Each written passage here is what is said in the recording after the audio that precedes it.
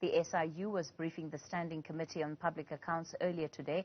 We speak now to Advocate Selby Makgotho, who is the spokesperson for the SIU Tribunal. Advocate Makgotho, you know, it's quite an extensive update that the SIU was giving to parliamentarians today about just some of the key investigations. Many people will want to know, in the case that involves the former Minister of Health, what is the process of, number one, trying to retrieve some of those monies that had been paid out to Digital Vibes before we look at the potential action that could still be taken against the minister?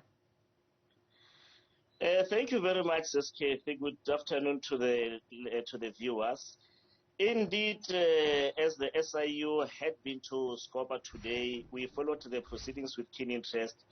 But coming to the matters that have been referred to the Special Tribunal, including the Digital Vibes, where in an order amounting to 150 million sought to be recovered through the awarding of the contract to Digital Vibes by the Department of Health, work has been done in that regard. The application initially came in the beginning of June, and it was into two parts. The first part was to freeze the accounts of the alleged beneficiaries. An order was granted in that respect. That amounted to 22.8 million that has been frozen, and this was pending the finalization of the second leg of the proceedings, which is the review and setting aside of the contract. On the 29th of July, the SIU did approach the Special Tribunal for an application to review and set aside the Digital Vibes contract and to recover an estimated amount of 150 million. That was based on the subsequent investigations. The legal status of the matter is that the respondents, including former Minister Mkhize, have since filed in notices of intention to oppose. So where we are now, we have received the notice of intention to oppose, and they are in the process of filing in the answering affidavits, which will be before the Special Tribunal in due course by the end of next week, most probably. And then subsequent to that, the SIU, being the applicant, will be given an opportunity to file replying affidavits. It's a little bit of a longer legal processes up until the matter is set down. But before that, there will be what we refer to as judicial case management to try and eliminate all the possible and anticipated delays, so that once we set the matter down for hearing, all the parties are ready. So that is where the legal process, in as far as the matter is concerned. Some of the issues that have been raised that relate to this case are not only around irregular and fruitless expenditure, but the SIU briefing before Parliament today very much indicating that there could well be grounds for further criminal action to be instituted against the former minister and even some of his officials in the department. Is the SIU working on any leg related to what I've just spoken about now? It does happen from time to time that during the investigations, of which the Special Tribunal is not part of, certain allegations of criminal irregularities could be picked up. And in those instances, the statutory provision does allow that those matters be referred to the criminal investigating bodies, be it the Hawks, be it the NPA. But where we are in terms of the application that is before the Special Tribunal, several civil claims have been identified, and since the Special Tribunal, the proceedings are mainly civil in character, we are basically after the money. Where allegations, as alleged in the founding affidavits of the Digital Vibes and other respondents, these allegations are going to be followed, and at the end of the day, once all the processes identified have been followed, everyone will have a fair opportunity to come and give his side of the story. So the civil recovery proceedings, that is where the mandate of the Special Tribunal comes in, and that is where we are going to be doing all our best to make sure that we comply with our statutory mandate.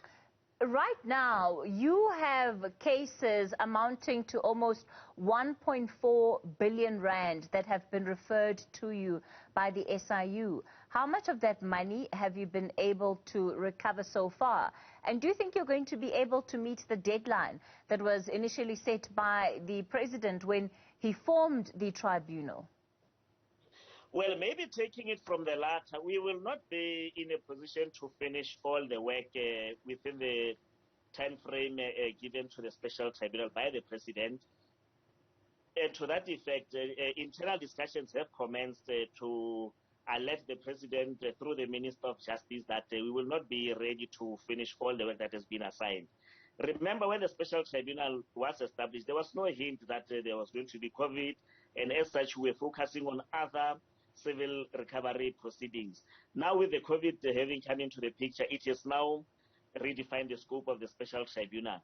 So we will not be ready to finish within the time allocation.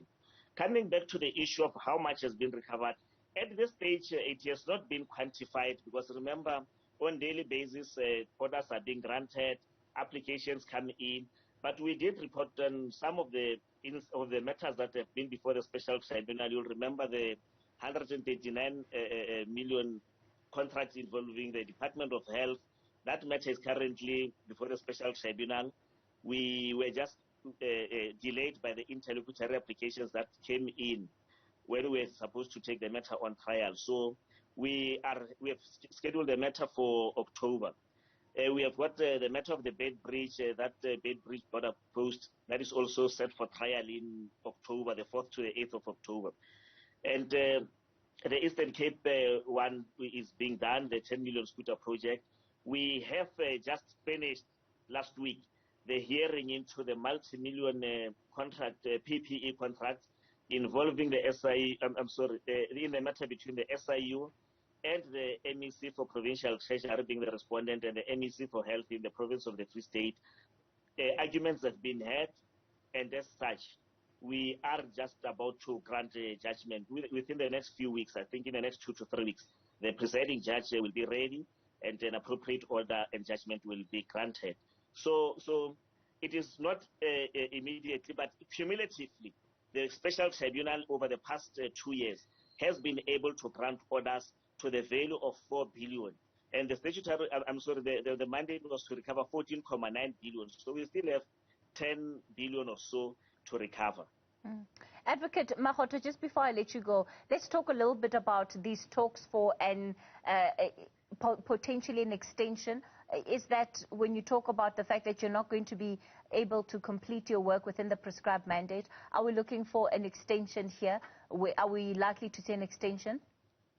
We are most likely to see an extension because we would not want to end the proceedings in an abrupt and perhaps irresponsible manner.